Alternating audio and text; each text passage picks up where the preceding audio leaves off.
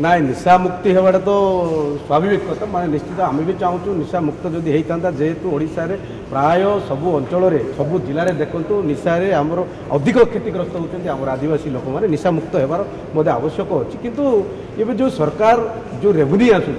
सरकार को जो रेवेन्यू आसूँ मधुर अधिक आसूँ जो गत विगत सरकार में जो रेवेन्यू अधिक जो मानवर पूर्वतन मुख्यमंत्री माने गाँ गाँ को मद भाटी खोली सीट अधिक रेवेन्यू आशारे एवं भी माने जो बंद करने को चाहते हैं तो स्वागत योग्य कथा जदि रेवेन्यू आशारे जदि मैंने आहरी अधिक अधिक खोलिए ताले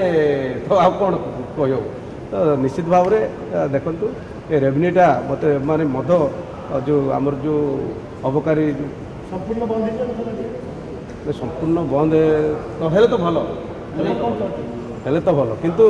कहली परा एवं सरकार को अधिक रेवेन्यू आसूँ ना आम तो मद बंद हेले तो भल होता कहीं अधिक आम आदिवासी लोक ही बेसी क्षतिग्रस्त होती।